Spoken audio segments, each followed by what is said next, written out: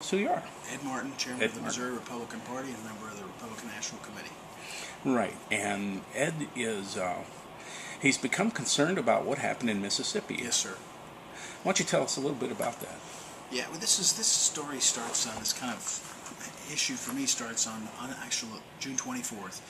We were in St. Louis. The Republican Party was having an event in downtown St. Louis. Governor Bobby Jindal was the host, and we were honoring one of Missouri's leading African-American leaders, and it was a great event. At that event, I hadn't really been tracking the runoff. We had a lot going in Missouri, so I didn't know the Mississippi runoff, and someone came up and said, boy, it got nasty down there.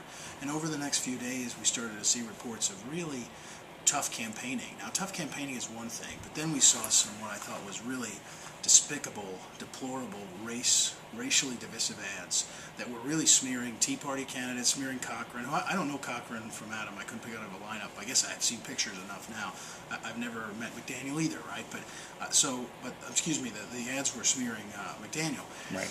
And so I sent an email to the RNC, to one of the lists we have of people, and I said, hey, I'm hearing lots of stuff here that looks troubling. We should get to the bottom of this, because if it's as deplorable as I think it looks, that's a line we can't cross. We're the party, we're the conservative party.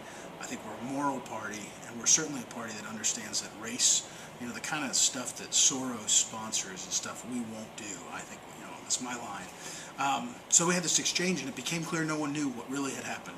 There was he said, she said, some this, some that. So I was calling upon the RNC and Reince Priebus to put together a group, get to the bottom of the facts, and go from there.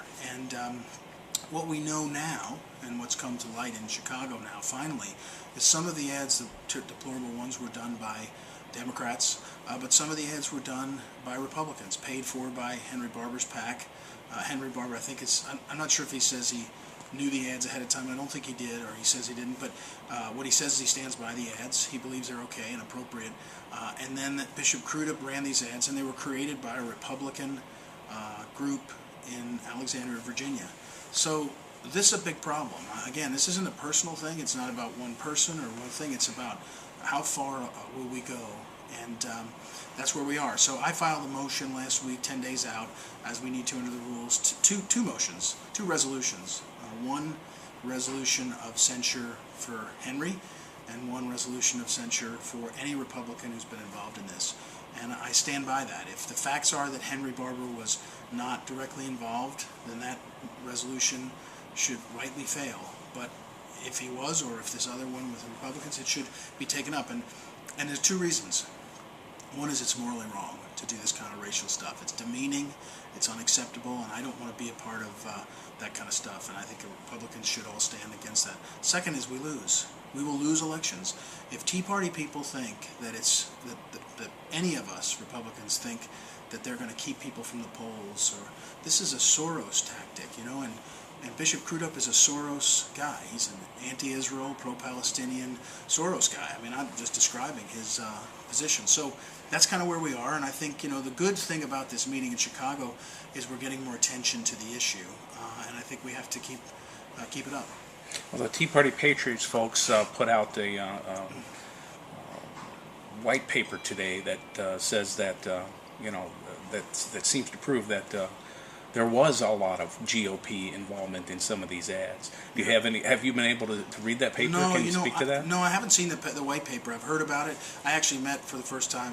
I met some of the Tea Party Patriot leadership, Miss Martin. You met them here in Chicago. So no, I haven't seen it. I just, again, my thing, and I think you've heard others say at the RNC committee members, is one of the things as national leaders is we can get to the bottom of this, right, and we can find out. But if it was vendors, if it was consultants, if it was Republicans of any kind, they have no business doing that and being called Republicans. Now, they could say, I'm sorry, I made a terrible mistake, and that would be fine, but we as Republicans should draw a line, and I think the line is pretty clear, and so we'll see.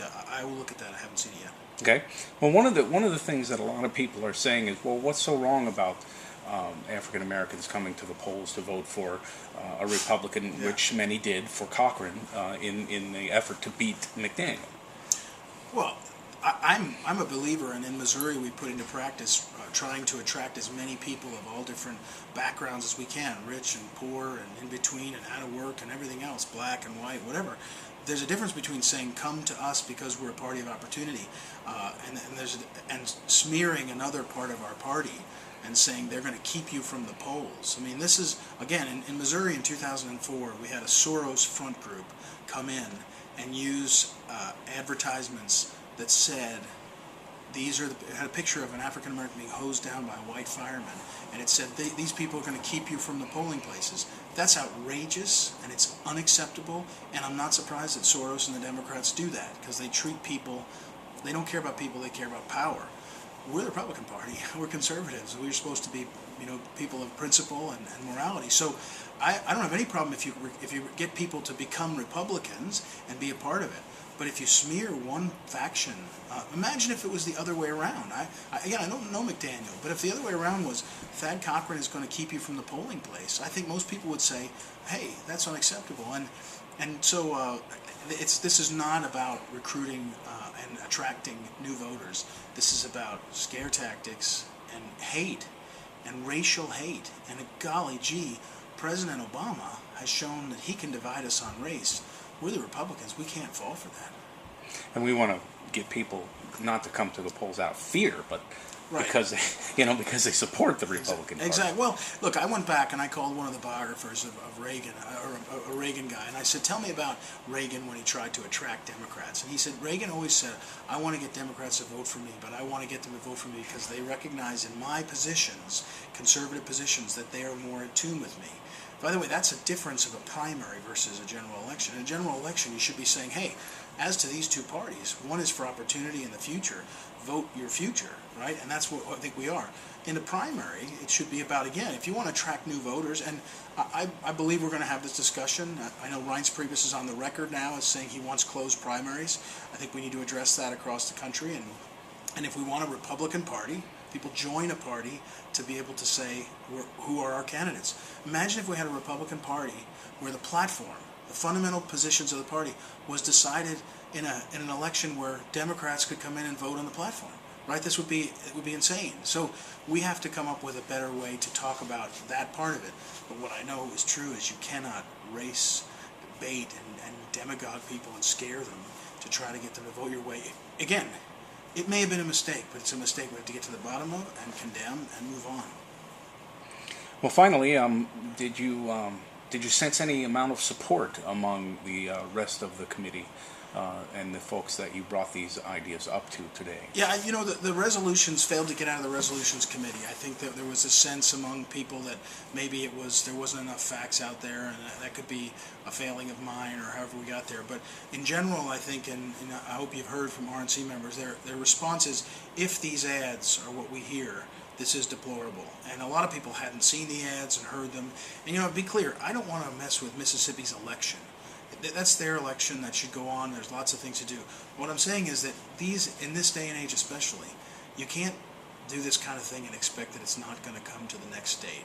It was the Soros people did it in 2004 in Missouri. In 2014 they did it in Mississippi. It's coming to a state like yours unless we, as Republicans, say we draw the line. And I think we'll get credit with people of color and others for doing that. So the support it's also tough at the RNC. There's not been a lot of room for debate. People tend to get very nervous if you disagree, and so I've had a lot of people come up and say, hey, I appreciate what you're doing, I'm not sure we should take this up now, and all that kind of thing. So, but that's part of being an organization and making progress. And I've said before, I think we're at a crossroads. The Republican Party will cease to exist if we go to a path where this is acceptable and other things like this change our positions and change who we are. But that's why we're fighting so hard to make it better. Well, fantastic. Thanks very much for talking with us. Thank you for the time.